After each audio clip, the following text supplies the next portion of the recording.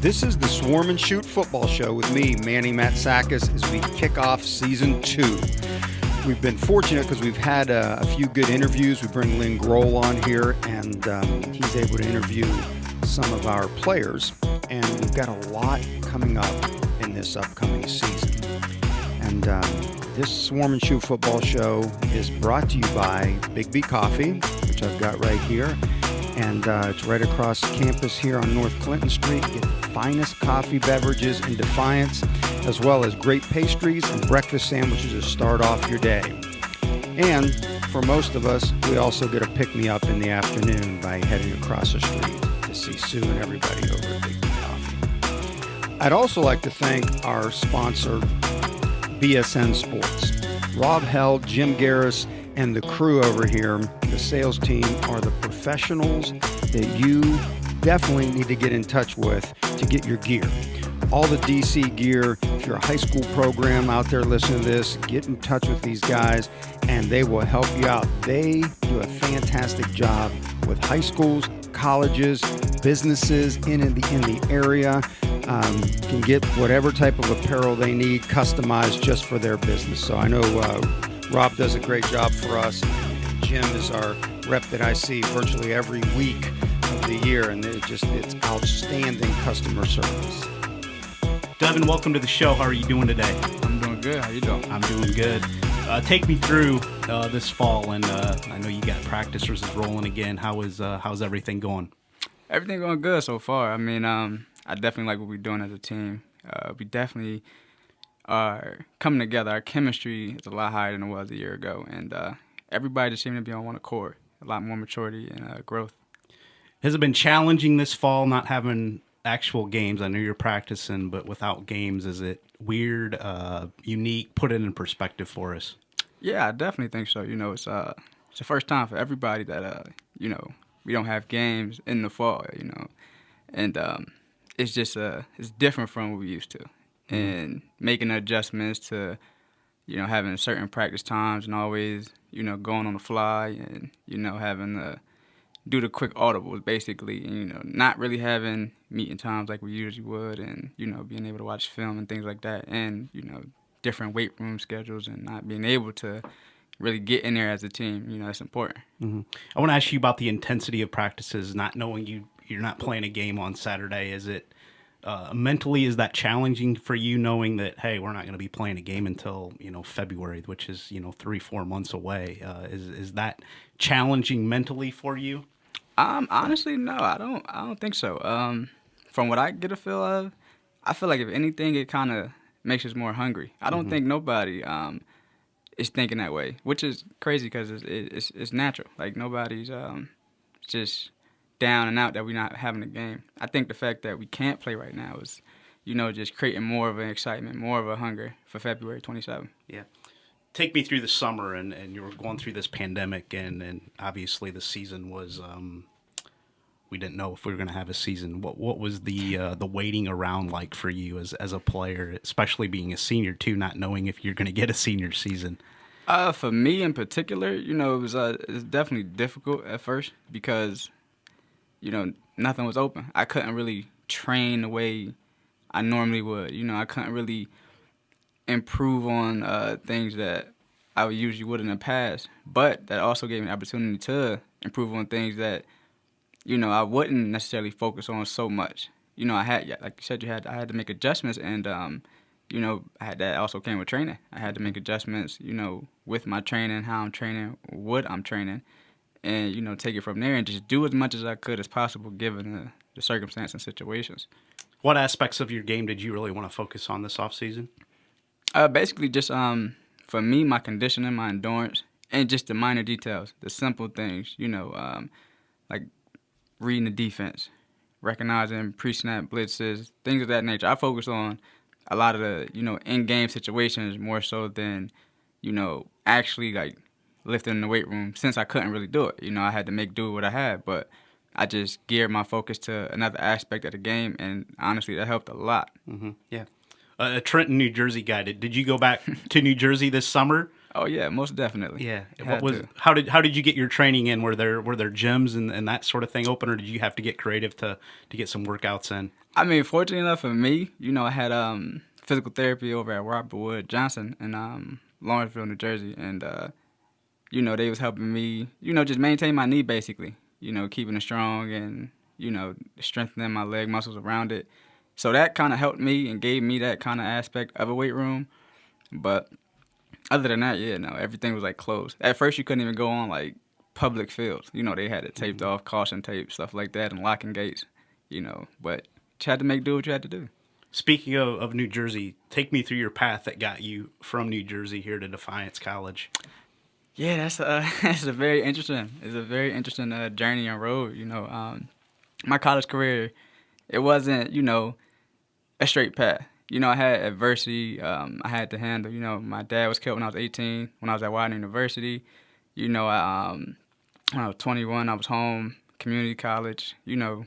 Fighting to get my way back, and I dealt with adversity. Then too, my I guess you would call it the first love of my life. She got killed in a car accident, and so it was definitely learning experiences. It was hard at first, and I just fought. I kept fighting and fought through it, and honestly, I wasn't really looking to come to Ohio. I never been to Ohio, and I tried to stay close to home, but I got a motto where I say I go where the love is. Basically, that's what I do, and Defiance showed me love from the admissions people to the coaches, and then when I got here, the community, and it's been really good ever since. Honestly, I couldn't have asked for a better situation. Speak of that and the adversity you went through, losing two special people in your life, and how has that shaped you, molded you into maybe the person you are now? It definitely plays a tremendous role in who I am today, especially as a young man.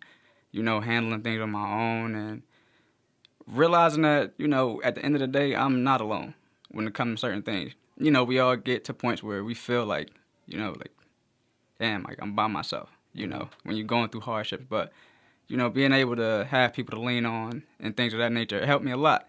It definitely helped me a lot, but it wasn't easy. I tell you, it wasn't easy. I had a lot of dark days, a lot of dark times, and, I just fought, because one thing I realized throughout the whole process, it don't matter how many people believe in you. You had the whole world believing in you. You had nobody believing in you. But if you believe in yourself, that's all that matters. Yeah. That's all that matters. And then coming here to Defiance, and you spoke of the community kind of embracing you. What has your time here at Defiance been like, coming from a northeast area of the U.S. and then you come to, out in the farm country here to Defiance, Yeah, I mean it's a bit of a difference. It's a bit of a change, but thankfully for me, I can adjust, and I just try to treat everybody with respect, and no matter where you at, that's gonna go a long way. Especially if you minding your business, you putting your work in, you treat people with respect, and you're kind. You'll weed some people out that shouldn't be there, but other than that, people will take to you. And I'm just fortunate enough people seem to take to me well, so I just do me. I'm me, and I keep it that way. Yeah, great wisdom to live by. You're a Superback here, yeah. and a lot of people don't know what a Superback is. It's kind of unique to Coach Matsakis' offense. Did you know what the heck a Superback was when you got here? Yeah, I actually did. It's a crazy story. It's a crazy story when I realized who Coach Manny was when I got here, because going into the second half of my sophomore year at Widener University, Coach Manny was actually coming in as our offensive coordinator. And, that was the talk, this offense that we're running now and having a Superback. And, at Widener, I was, me and I think it was Chris Wicks, we was, projected to be, those guys, his guys, right? But things didn't work out there. They let me go as far as I was at school, and then, we never got a chance to make that happen. So when I came here last year, and, I talked to my old coach, Mike Kelly, he's like a father figure to me, and, he giving me advice and stuff and let me know, he's like, he talked about Valdosta State, and he mentioned Coach Manny, but the way he worded it, to me, I'm thinking, all right, if the Defiance don't work out, I'll go to Valdosta State, and I'll be good because I know Coach Manning. You know, he know Coach Manning, so he'll plug me in. So I got here, met up with Coach Ernest Wilson, which is my running back coach, and Superback's coach. And he showed me around, and like I said, it was all love. Like, it was all good. When I got here, it just felt good. Like, I was in the right place, and I knew it. And it was funny because he mentioned Coach Manning, but I'm not thinking Manny Matsakis. I'm not thinking nothing. I'm like, all right, cool. We about to go meet Coach Manning. Cool. We walk into his office, and we like looked at each other, and he said, "No freaking way, you know how Manny is." And I looked, and I'm like, "Coach Manny?" And he was like, "I saw your name, but I didn't believe it. I didn't think it was you." Yeah. And we just kind of hugged each other, and it was just, I was surprised, like, okay, it makes sense now. Yeah. So, you know, Yeah. it was a good experience. For folks listening to this, explain what a Superback is, because it's something that I never heard of before Coach Matsakis got here.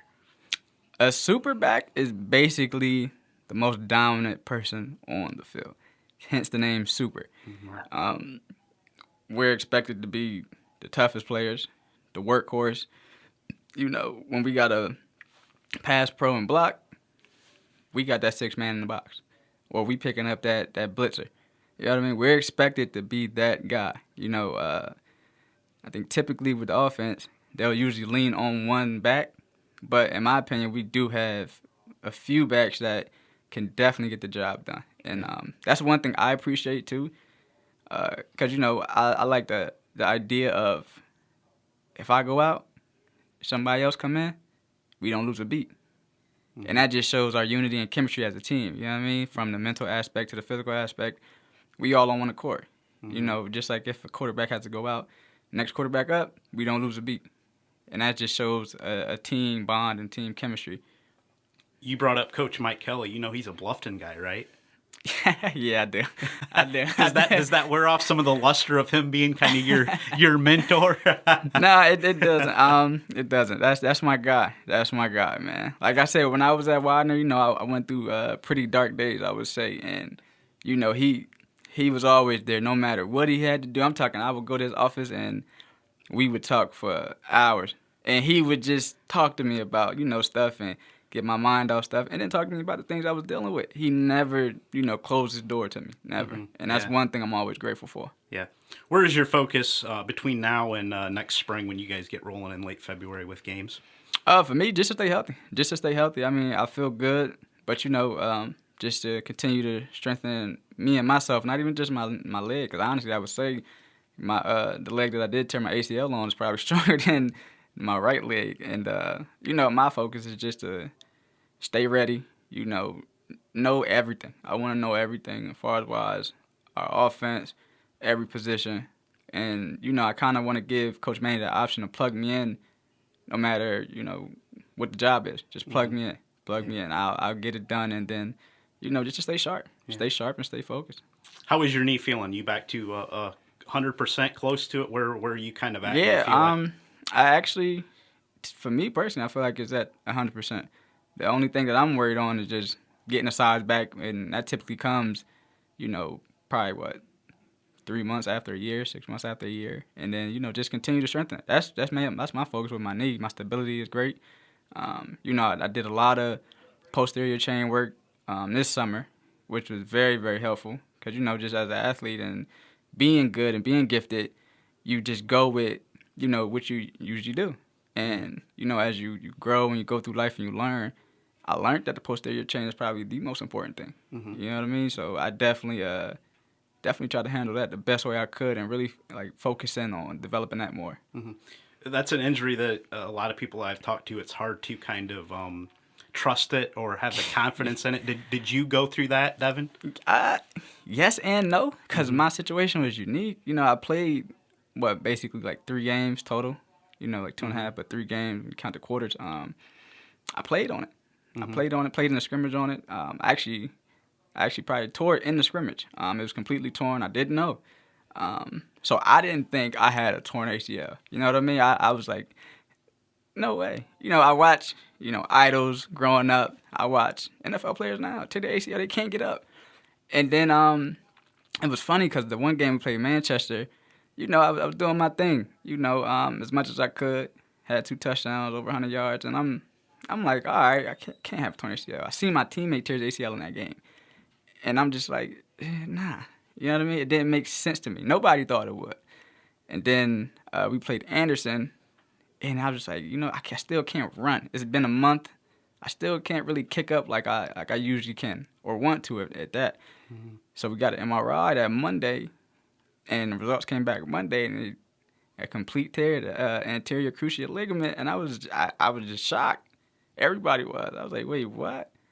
And it's just a rare case to be able to tear that ligament, get up, still be able to cut off of it, mm-hmm. and, do the things you need to do.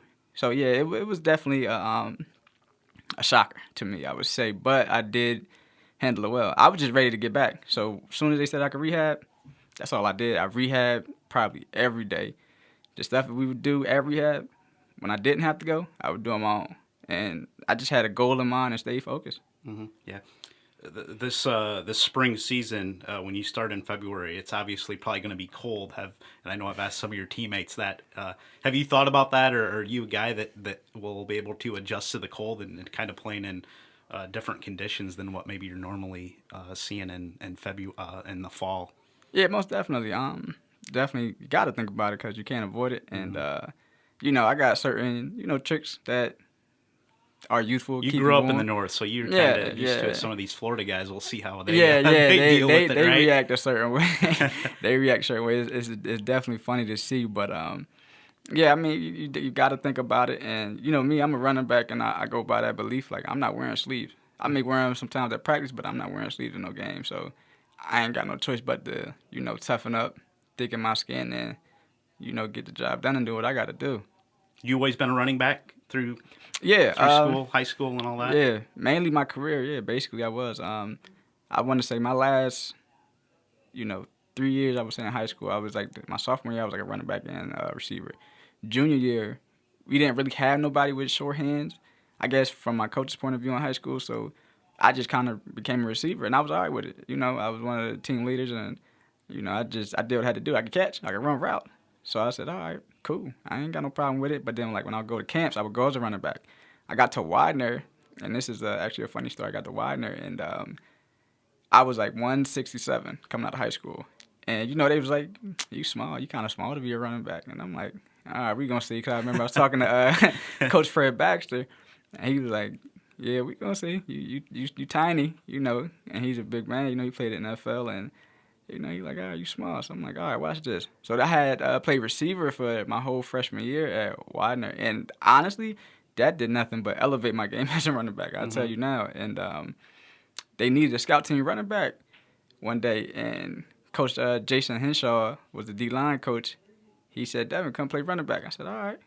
And it was a wrap since then. It was history since then. I knew I was going to go back to being a running back.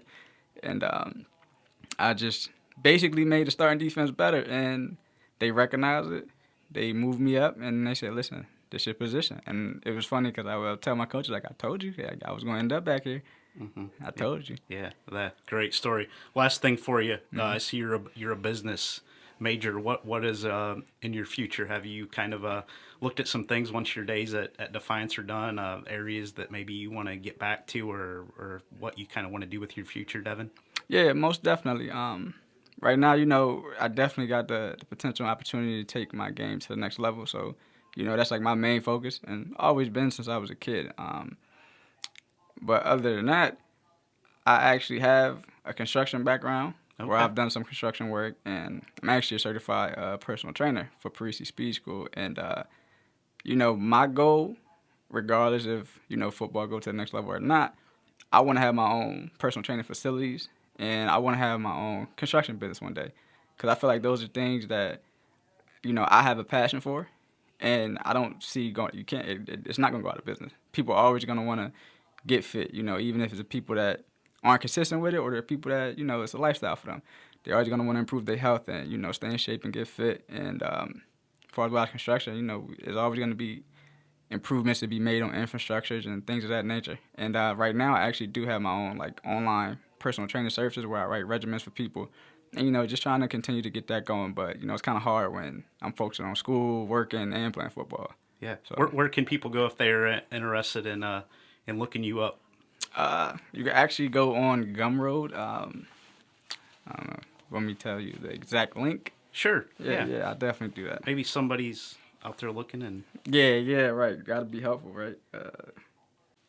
So if you go on gum.co//ELIOE, and then that'll take you right to, my personal training link, and then you'll see all my information on there and, the packages that I have available. So, I definitely want to, do that, and I do it to help people, to empower people, to let them know, like, listen, you hear it all the time. I can't go to the gym, like, I'm not consistent. I need a workout partner. I need a trainer. And I'm like, nah, you could do it. Mm-hmm. It comes from within you, and that's part of my mission statement on there, too. It's like, I want people to know, like, listen, you could do it. And if I'm your trainer or if you come to me forever, I'm doing something wrong. I don't want you to come to me all the time. Yeah. I got a high school kid now, Trey Henderson, back in New Jersey. And, I trained him when I was working in the summer before I got here. And, he always send me, like, game films now. And he's lighting it up. And him and his dad, they'll always say, like, this is my work. This is because of me. And I'm just, trying to help people and empower them and just do my job to make people better, no matter if it's for sports or, just general health and wellness. Good stuff. Devon, appreciate it. Good luck to you here in the off season before you get rolling in February, and come back and talk to us again. It was fun chatting with you. Yeah, most definitely. I got you. Thanks, big guy. All right. I want to thank you for joining us on the Swarm and Shoot Football Show. If you're listening to this podcast, make sure to subscribe in iTunes. Give us a rating, comment on the show. If you'd like to get all kinds of updates, go to our website at swarmandshoot.com, where you will be up to date on all of our podcasts with audio and YouTube versions on there as well. See feature articles on our current players and alumni, along with updates of what's going on in the program. Take a minute and subscribe with your email to receive these regular alerts every time we update the website.